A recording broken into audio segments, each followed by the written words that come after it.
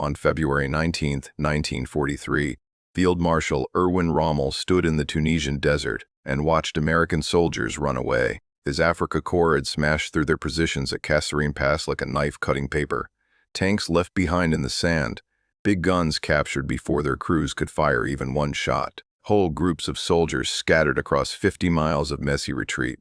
6,500 American losses in just 6 days, including 3,000 taken prisoner. Rommel wrote to his wife that night with something close to satisfaction. The Americans, he noted, had not yet learned how to fight properly. 3,000 miles away, in a prisoner camp outside London, a German general named Fritz Bayerlein would later sit across from British military expert Basil Liddell Hart and give a very different opinion. "We thought very highly of General Patton," Bayerlein said, "as the most aggressive tank commander among the Allies, a man of amazing drive and lightning-fast action. His battles impressed us deeply, probably because he came closest to our own idea of the perfect military leader. He even improved on Napoleon's basic rule of speed and more speed." Rommel believed the Americans were beginners.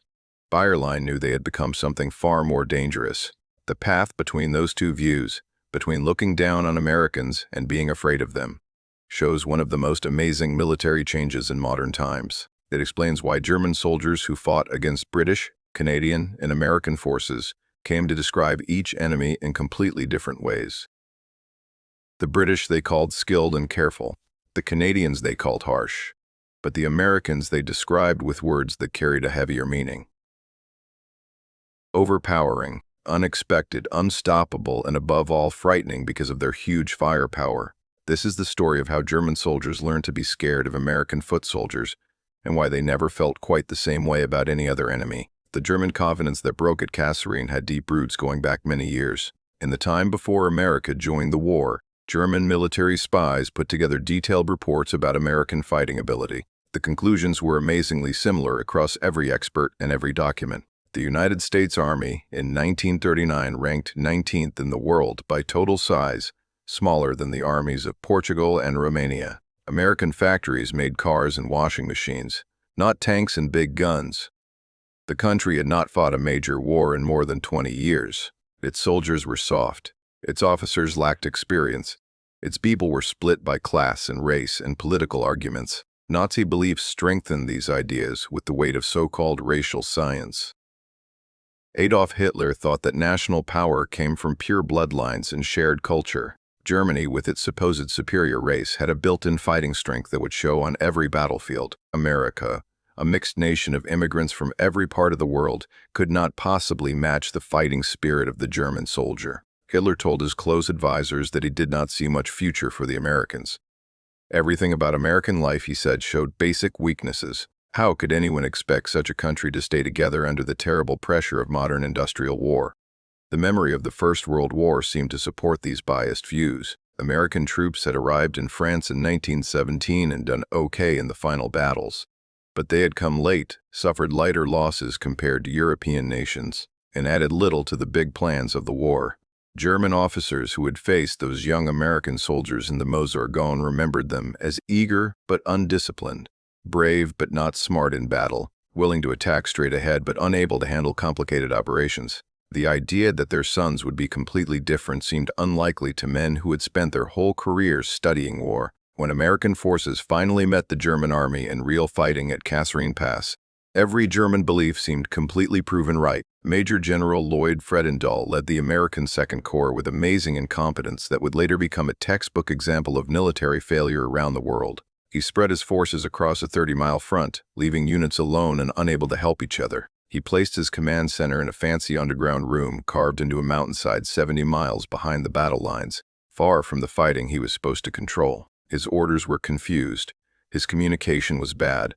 His understanding of the battle situation almost non-existent. Engineers who should have been building defenses were instead digging out his underground headquarters. His troops had practiced for months in England and North Africa, but practice drills and real combat are completely different things. Many new soldiers had arrived only days before the battle, some without finishing their basic training. Rommel attacked on February 14, 1943, with the confidence of a commander who had spent 2 years beating British forces across the North African desert. His tanks rolled through holes in the American line that should never have been there.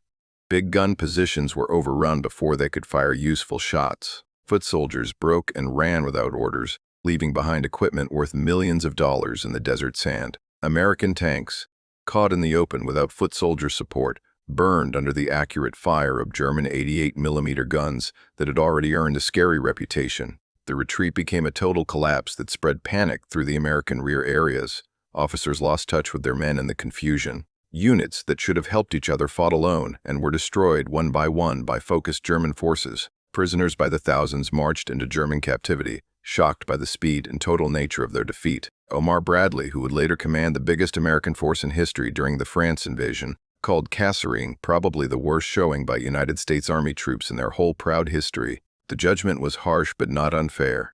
Everything that could go wrong had gone wrong. Leadership had failed at every level. Working together between units had fallen apart. The battle skill that only comes from experience was completely missing. German commanders drew the obvious conclusions from this disaster. The Americans lacked the toughness and unity needed for long fighting against professional soldiers who had been at war for years. Their huge amount of equipment could not make up for their poor battle sense and weak leadership. Their mixed population produced soldiers without the unity or fighting spirit that comes from sharing one national identity. Rommel wrote that the Americans would need months, maybe years, to grow into serious opponents worth respecting. Other German generals were less kind in their private thoughts. They expected that future fights would give similar results with similar ease. But Rommel was too smart and too experienced a commander to let first impressions become permanent beliefs. He had made that mistake before in the desert, underestimating the British in the early campaigns before learning to respect their stubbornness and professional ability. In the days after Kasserine, something caught his attention that did not match his expectations. The Americans were not acting the way beaten armies usually act. They were not broken and passive. They were not waiting for someone else to fix their problems. They were reorganizing with a speed that seemed almost unnatural, as if the defeat had woken something up rather than crushed their spirit. Within weeks of the disaster, everything changed in ways that should have worried German spy officers. Dwight Eisenhower removed Fredendall and sent George Patton to take charge of Second Corps. Patton arrived at the discouraged group like a force of nature, a whirlwind of energy and anger and absolute demand for excellence that changed the mood overnight. He demanded discipline with an intensity that was almost crazy. Soldiers who had slouched through the disaster at Kasserine found themselves standing straight, polishing metal parts, wearing their helmets and neckties at all times, and training harder than they had ever trained in their lives. Patton personally fined officers who showed up without proper uniform. He threatened to put anyone on trial who showed fear under fire. He was rude, dramatic, and completely unyielding in his standards. He pushed his men without stopping because he understood something that Rommel was only starting to guess. The Americans who broke at Kasserine were not yet real soldiers. They could become soldiers, and they would become soldiers faster than anyone in the German high command thought possible. The change showed itself with shocking clearness at Guettar on March 23, 1943. Barely 4 weeks after the Kasserine failure ended, Patton placed his forces across the paths leading to the important pass and prepared defenses with care that had been missing in February. He waited for the certain German counterattack with confidence instead of worry. When 50 tanks of the 10th Panzer Division rolled forward that morning through the morning mist, their crews expected to scatter the Americans as easily as they had at Kasserine. They moved ahead with the relaxed confidence of men who had beaten this enemy before and saw no reason to expect different results. They were terribly wrong. American mines stopped the lead tanks, blocking the narrow path and forcing the following vehicles into killing areas. Tank destroyers fired from hidden spots with accuracy that surprised the German crews. Foot soldiers held their ground with discipline that had been absent 4 weeks earlier, shooting with accuracy and keeping their groups together under pressure. And then the big guns began their terrible work. What the Germans met at Guettar was something completely new, something that would define American ground fighting for the rest of the war in ways they could not yet understand. Not just more guns, though the Americans certainly had more guns than they had owned at Kasserine. Something organized, something working together in ways that German artillery had never reached. Something that seemed to erase the space between the forward spotter calling in targets and the shells exploding among German tanks and foot soldiers. The bombing that fell on 10th Panzer Division that morning was not the scattered fire of separate gun groups working on their own according to their own guesses. It was a focused storm of steel that seemed to come from every direction at once, adjusted with speed and accuracy that German gunners found hard to understand. The German attack broke against American positions that stayed strong all day. 30 tanks were left burning or broken on the path to the pass, their crews dead or captured. Foot soldiers caught in the open were pinned down and killed by massed artillery fire that followed them as they tried to pull back. Prisoners were taken by the hundreds, their confidence clearly broken by what they had lived through. When captured, German soldiers were questioned afterward.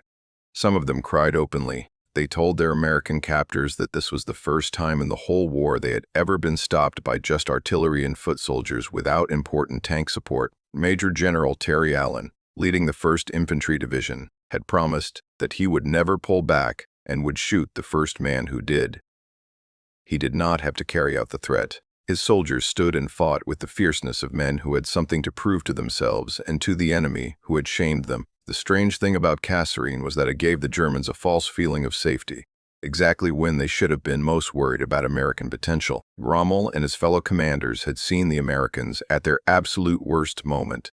They thought they had seen the Americans at their normal level of ability. They did not understand that they were watching a learning group in the early stages of an extremely fast process of change and improvement. The army that ran away at Kasserine was not the army that would invade Sicily in July. It was not the army that would storm the beaches of Normandy the next year. It was not even the army that would finish the Tunisian campaign 3 months later. By May of 1943, the war in North Africa was over. 275,000 German and Italian soldiers gave up to Allied forces in Tunisia, roughly 3 times more prisoners than the Soviets had taken at Stalingrad. The Americans who had panicked under Rommel's first strike were now among the winners, accepting German surrenders and handling captured equipment. German spy officers who studied the campaign in their after-battle reports struggled to explain what had happened. The Americans had been beaten badly in February. By May, they were running attack operations with skill and boldness that matched veteran groups with years of battle experience. The speed of the improvement broke every model German planners had for guessing enemy abilities. Rommel himself understood better than most what he had seen in those final months of the African campaign. In a passage from his papers that would be published after the war, he wrote with unusual honesty about his former opponents in Tunisia. The Americans had to pay a heavy price for their experience, but it brought big rewards. Even at that time, the American generals showed themselves to be very advanced in the tactical handling of their forces, although we had to wait until the Patton army in France to see the most amazing achievements in fast-moving warfare. The man who had dismissed American soldiers as hopeless beginners in February was predicting their future mastery by spring. What Rommel was seeing, though he could not fully explain it in military terms, was the rise of a fighting system unlike anything the Germans had ever faced in their earlier campaigns. The single American soldier might or might not be equal to his German opposite in training, drive, or raw battle skill, but individual skill was only one part of a complex equation that decided battle results. The Americans were building something that made every rifleman, every tank crew, every artillery group much more effective than their personal abilities would suggest. They were building a connected machine for fighting modern industrial war. The heart of that machine was the American artillery system. And German soldiers would come to fear American artillery more than any other weapon they faced on the Western Front. German veterans and officers who lived through the war consistently named American artillery as the weapon they feared most. More than tanks with their thick armor and strong guns, more than the fighter planes that controlled the daytime skies, more than anything else on the battlefield. The reason was not simply how many shells were fired, though American guns certainly fired more shells more often than German guns could match. The reason was a complete connected system of fire control that had no match in any other army in the world, including the respected German army. The American Fire Direction Center was developed at Fort Sill, Oklahoma during the quiet years between the wars, when most nations were cutting their military spending and paying little attention to artillery progress. Unlike British or German systems where forward spotters controlled their own gun groups through direct communication links and each gun group worked somewhat on its own, the American system brought fire control together at the battalion level in ways that multiplied effectiveness.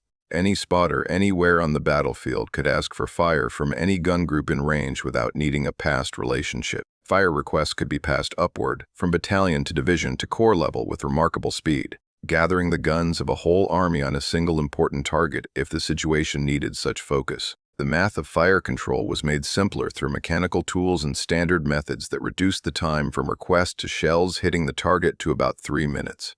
German systems needed 10 to 12 minutes to achieve the same result, and often could not gather fires from multiple units with the same efficiency. The real results of this time and coordination difference were terrible for German troops who found themselves on the receiving end. A single American observation plane, a fragile Piper Cub with cloth covering and no weapons and a top speed barely faster than a car, could call down the fire of dozens of guns on any target visible from the air. German soldiers learned to dread the sight of those tiny planes circling overhead.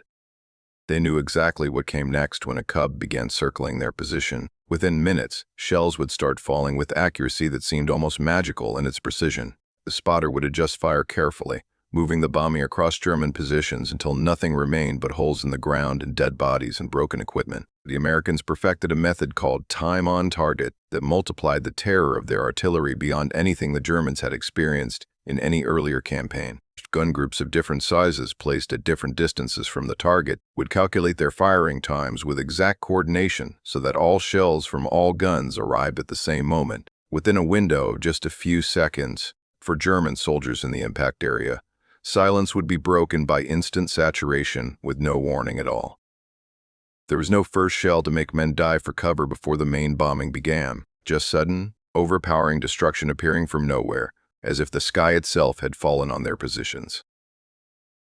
At Elsenborn Ridge during the Battle of the Bulge in December of 1944, this system allowed the gathering of 348 artillery pieces against the 6th SS Panzer Army, one of the biggest artillery gatherings in the history of warfare up to that time. The focused fire broke attack after attack by elite German groups that had expected to sweep aside American resistance with the same disrespect they had shown at Kasserine 2 years earlier. The 12th SS Panzer Division, the Hitler Youth made of fanatical young soldiers who had been trained since childhood, was destroyed trying to move forward through that artillery storm. Their tanks burned where they stopped under the rain of shells. Their foot soldiers died in fields cut down by sharp metal pieces and blast. Their attack meant to reach Antwerp and split the Allied armies in two collapsed within sight of its first-day goals. The introduction of the proximity fuse for ground fighting in December of 1944 added another level of horror to American artillery fire that German troops had never met before. The Americans had spent over $1 billion developing and making a tiny radar set small enough to fit inside an artillery shell, one of the most ambitious weapons programs of the war after the atomic bomb itself.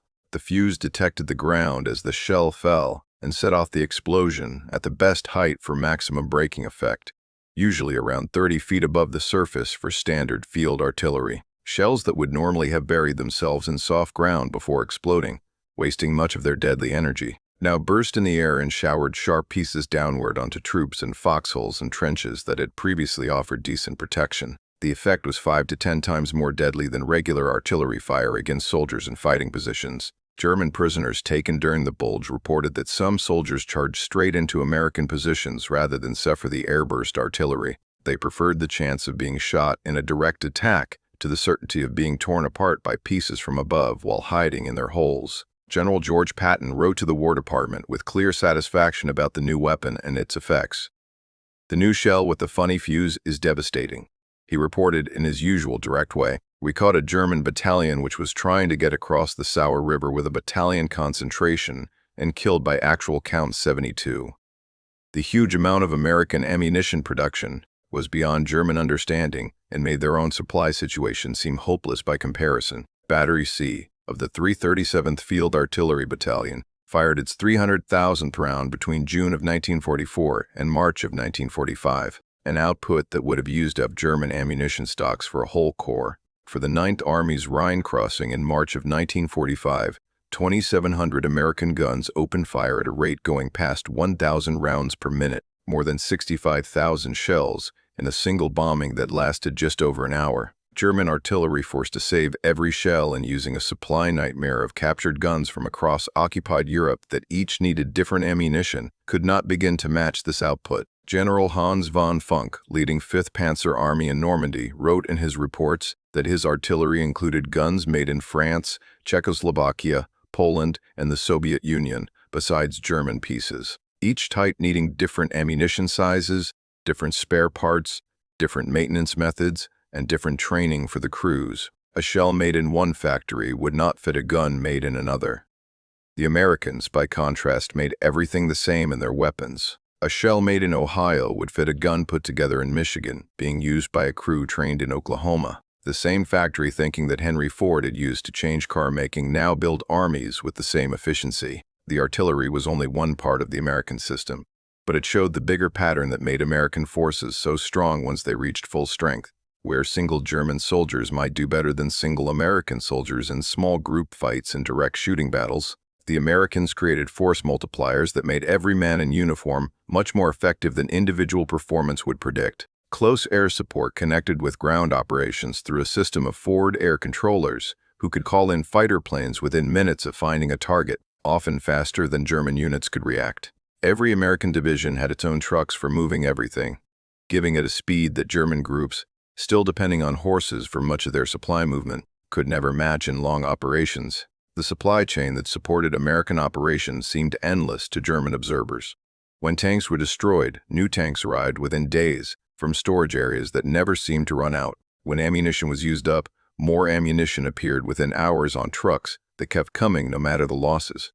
The flow never stopped and never even seemed to slow down. Normandy became the testing ground where these American systems reached their full strength and showed abilities that left German survivors permanently shaken. When American forces came ashore on June 6, 1944, they faced immediate battle challenges that threatened to stop the whole invasion in its first critical weeks.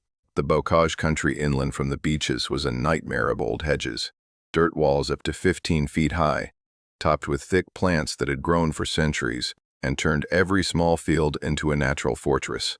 Tanks could not push through the hedges without climbing over them and showing their thin bottom armor to anti-tank fire from defenders who held every angle. Foot soldiers moving without tank support was killed by German machine guns, placed with overlapping fields of fire across each field. The attack slowed to a stop in a bloody standoff that cost thousands of American lives for gains measured in yards rather than miles. The German commanders who watched the American struggles in the bocage during June and early July briefly let themselves hope that the pattern might continue. Perhaps the lesson of Kasserine would repeat itself in France. Perhaps the Americans would prove unable to solve a battle problem that needed quick thinking and change, rather than simple material advantage and firepower. Field Marshal Gerd von Rundstedt, leading all German forces in the West from his headquarters in France, developed a plan based on this belief. He would hold back the British area around Caen, where Montgomery's careful planned attacks could be guessed days ahead and prepared for accordingly, while focusing his mobile reserves against the Americans, where the land so strongly helped the German defense. The plan might have worked against a different enemy, with less ability for fast group learning. It did not work against the Americans of 1944. Across the American area of Normandy, units began on their own developing answers to the hedge problem without waiting for orders or guidance from higher headquarters. Tank crews welded steel teeth cut from German beach barriers lying on the Normandy coast onto their fronts, creating quick fixes that could tear through the dirt walls at ground level rather than climbing over them. Foot soldier groups developed completely new methods for clearing each field carefully, working with tanks and artillery in sequences that existing battle plans had never described, because no one had expected this exact problem. Engineers tried explosive charges, demolitions, and various mechanical answers. The answers spread sideways from unit to unit through informal networks of talk without waiting for approval from division or corps headquarters. The American military culture not only accepted this bottom-up quick thinking outside official paths, it actively encouraged new ideas at every level. Sergeant Curtis Cullen of the 2nd Armored Division created the most famous new idea of the Normandy campaign using scrap steel taken from the German beach barriers that Rommel had ordered placed along the invasion coast. He shaped prongs that allowed Sherman tanks to burst through hedges at ground level rather than climbing over them and showing their weak undersides to German anti-tank weapons. General Omar Bradley saw a test of the device and immediately ordered mass making. Within 3 weeks, 3 out of 5 tanks in 1st Army carried hedge cutters made by supply units working non-stop. The device was kept completely secret from German spies to get the most surprise when the breakout attack finally came. Operation Cobra started on July 25, 1944, with the showing of American combined arms power that left German survivors in permanent shock. About 1,500 heavy bombers dropped their loads in a carefully planned carpet bombing pattern on a rectangle roughly 3.5 miles long and 1.5 miles deep, filling the target area with high explosives and breaking bombs.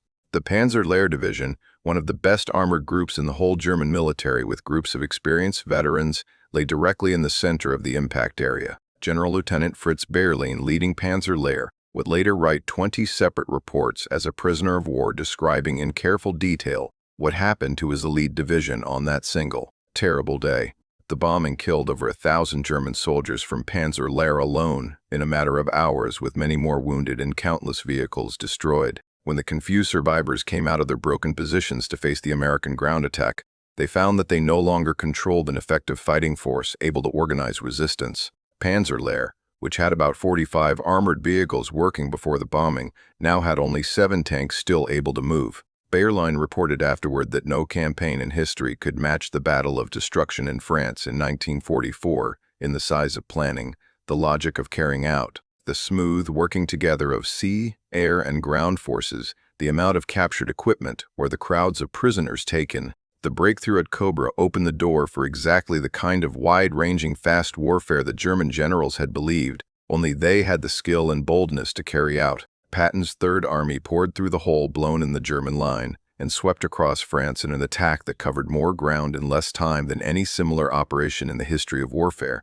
German commanders watched in disbelief as American armored columns appeared behind their defensive positions, cutting communications, overrunning supply areas, trapping whole groups before they could organize orderly pullbacks to new defensive lines. The encirclement at the Falaise Pocket in August of 1944 destroyed the German Seventh Army as an effective fighting force and ended any German hope of making the front steady in France. About 60,000 German soldiers were trapped in a shrinking area under constant attack from ground forces on all sides and air power that struck without stopping whenever the weather allowed. 10,000 German soldiers died in the pocket.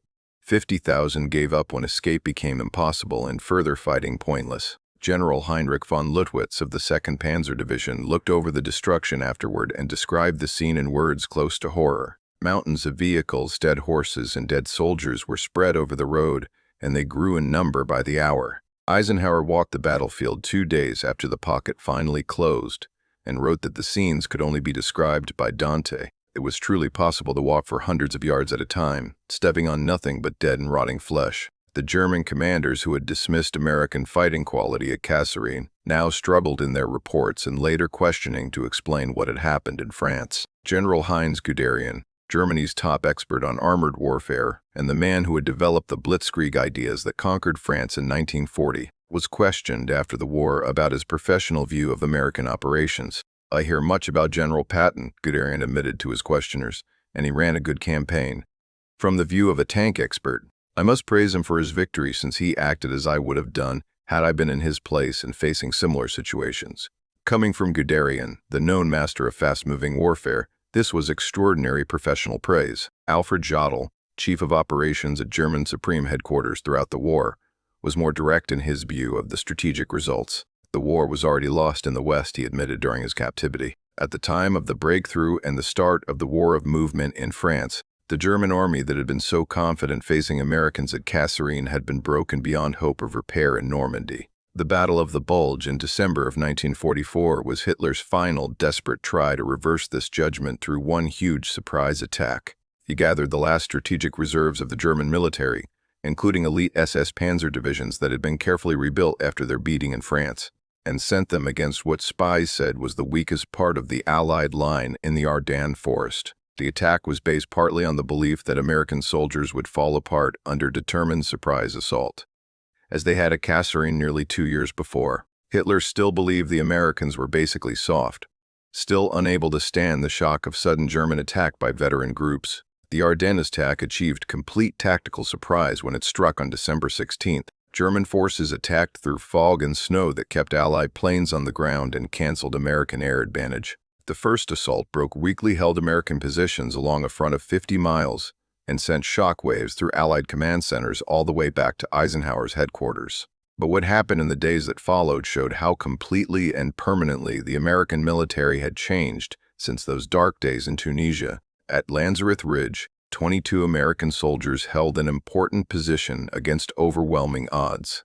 18 men from First Lieutenant Lyle Boop's Intelligence and Reconnaissance Group of the 394th Infantry Regiment, 99th Infantry Division, joined by 4 forward artillery spotters from Battery C of the 371st Field Artillery Battalion, based about 500 German paratroopers from the 9th Fallschirmjäger Regiment. These were German paratroops, elite soldiers of the Air Force, strong opponents by any measure. The Americans held their lonely position through repeated costly attacks for nearly 18 hours, messing up the carefully planned German timetable and buying precious time for reinforcements to reach threatened areas. When they finally pulled back after using up their ammunition, they had caused more losses to their attackers than they suffered themselves. Decades later, the group would receive official recognition as the most honored American unit of its size for a single fight in the whole war, with members receiving the Distinguished Service Cross, Silver Star, and Bronze Star for their actions that day. SS Lieutenant Colonel Joachim Peiper led the spearhead battle group of about 4,800 men that was supposed to reach the Meuse Riverges on the first day of the attack. Instead, his advance took 36 frustrating hours just to reach the small town of Stavla, the same distance German armored forces had covered in 9 hours during the victorious 1940 campaign. Through these same Ardennes forests, American engineers carefully blew up every bridge in his path. Despite the confusion of retreat, American soldiers emptied fuel storage areas and set them on fire rather than let precious gasoline fall into German hands. Every delay cost Peiper irreplaceable time and fuel he could not afford. At Elsenborn Ridge, the 2nd and 99th and 9th Infantry Divisions set up positions and completely stopped the whole 6th SS Panzer Army, the main effort of the German attack, containing some of the best remaining groups in the German army.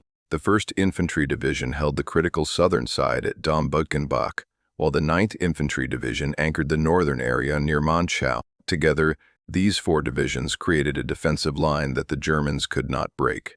Foot soldier bazooka teams hunted and destroyed German armored vehicles at close range in the forests. American artillery covered its fire with terrible effect. The 12th SS Panzer Division, which had confidently expected to lead the breakthrough to Antwerp and victory, was so badly beaten in its repeated attacks that it never got back its fighting strength as a group. At Bastogne, the 101st Airborne Division was surrounded by overwhelming German forces that demanded its surrender to avoid unnecessary bloodshed. The defense included not just the paratroopers, but also Combat Command B of the 10th Armored Division, the 75th Tank Destroyer Battalion, and remains of other broken units that had retreated into the area. Brigadier General Anthony McAuliffe, temporarily leading the division, thought about the German demand briefly and answered with a single word that would become legendary in American military history: nuts. His defenders held their shrinking area through days of bitter fighting in freezing conditions until Patton's Third Army carried out one of the greatest supply and battle achievements of the whole war, turning an entire army of over 100,000 men 90 degrees northward and moving over 100 miles through winter conditions to lift the siege on December 26th. Winston Churchill spoke to the House of Commons in January of 1945 and talked about the battle with unusual kindness toward the American ally. Care must be taken in telling our proud story, not to claim for the British Army an unfair share of what is certainly the greatest American battle of the war, Churchill declared, and will, I believe, be seen as an always famous American victory. The Battle of the Bulge used up Germany's last strategic reserves of men and equipment and proved beyond any remaining doubt that American forces had grown into one of the most powerful fighting groups on Earth. The difference with German views of British forces shows what made the Americans specially feared rather than just respected. German officers consistently described the British with professional respect, but without the same edge of worry that colored their talks about American abilities. The British were skilled soldiers who knew their job.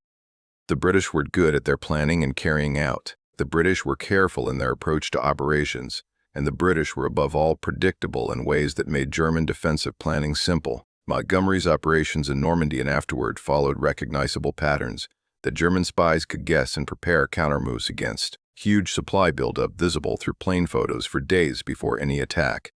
Overwhelming early bombing giving hours of advance warning that the assault was coming. Then foot soldiers and armor moving ahead according to set plans that had been improved but not fundamentally changed since the desert campaigns of North Africa. German commanders felt they understood how British attacks would happen. They could guess the timing, identify the goals, and prepare their defenses accordingly. Field Marshal von Rundstedt admitted in his afterwar questioning that his whole plan in Normandy was to hold back the British with minimum forces while focusing mobile reserves against the Americans. The land around Caen was admittedly more suitable for armored defense, But the basic reason was that the British approach gave the Germans more time to react, while Americans attacked with less warning and used chances with frightening speed. He knew what the British would do before they did it.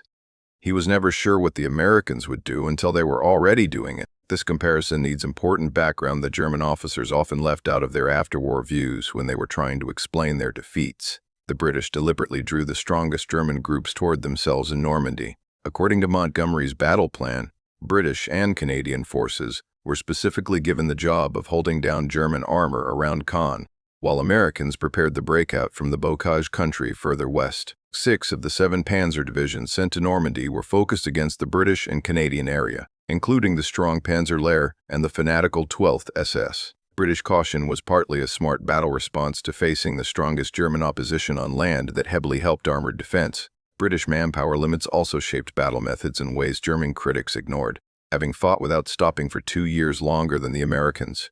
With the mass trauma of Somme and Passchendaele losses still fresh in national memory, Britain simply could not handle the same loss rates as the bigger American force. Careful methods that saved manpower were strategic wisdom rather than fear. The German views of American forces that came out of the war were not simple fear of single American soldiers in personal combat. What Germans truly feared was the American system that made individual performance much stronger. The artillery that could gather hundreds of guns on a single target within minutes. The air power that made daytime movement deadly for any German group. The supply system that kept ammunition and fuel and replacements coming, in amounts that seemed never-ending. The group culture that learned from every failure and changed faster than German planners thought any army could change. By the spring of 1945, the results of these system differences were visible across the broken land of Germany itself. American forces had crossed the Rhine in strength at multiple points. German cities burned under constant bombing that no longer faced effective opposition. The factories that had made the German army's weapons lay in ruins that would take years to rebuild. The strategic reserves of men and equipment were completely used up. The fuel supply that any modern army needed was gone beyond recovery. German soldiers fought on with their usual stubborn courage, but they fought without hope or any realistic chance of reversing their defeat. The men who had fought from Kasserine to the Rhine went home to normal lives when the war finally ended. The soldiers who had broken under Rommel's first attack, and the soldiers who had held at Elsenborn Ridge and Bastogne, were often the same men, changed beyond recognition by experience and training, and the group ability of their army to learn from failure rather than repeat mistakes. They did not think of themselves as having done anything special. They had simply done what was asked of them, changing and improving, until they became something their enemies truly feared. German commanders who lived through the war and wrote their memoirs struggled to explain how the change had happened so quickly. They had been right about the Americans at Kasserine. The soldiers they faced in February of 1943 really were inexperienced and poorly led and unable to stand against veteran German groups. But they had been terribly wrong about what those same soldiers could become in a matter of months rather than years. They had measured American potential by American performance in the early stages of the war and decided that big improvement would need extended time. They would not have. The improvement came faster than any German model predicted. The factories that built the weapons have mostly been shut down or changed to peaceful uses. The soldiers who carried those weapons into battle have largely passed into history, as the generation that fought the war grows smaller each year. The conflict they fought ended 8 decades ago, but the proof of what happened remains saved in archives and memoirs and questioning records for anyone willing to study it carefully. The German officers who faced American forces left detailed views behind because their captors asked them to explain what they had lived through and why they had lost. They described what they saw and what they feared. They explained in their own words why the Americans were different from anyone else they had fought. The Americans they met at Kasserine were not the Americans who broke the German army in Normandy in the Bulge. The army that ran away in February of 1943 became the army that no German force could stop by the summer of 1944. That change happened because the American military built connected systems that made individual strength much greater than what raw skill alone could achieve. It happened because American culture treated failure as a chance to learn rather than a permanent judgment on ability. It happened because ordinary men from farms and factories and cities across a huge continent proved able to amazing growth and achievement when circumstances demanded their best. They were not supermen with abilities beyond normal human capacity. They were simply people who rose to meet an extraordinary challenge when their moment of testing arrived. and in doing so, they gave the German army, which had conquered most of Europe and seemed unbeatable, a reason to be truly afraid. If you found the story interesting, please take a moment to like this video. Your support helps us keep sharing important stories from the Second World War that deserve to be remembered. Subscribe to join our community of history lovers from around the world. We would love to hear from you in the comments, whether you have family links to this history or simply enjoy learning about the past. Thank you for watching, and thank you for helping keep these stories alive for future generations.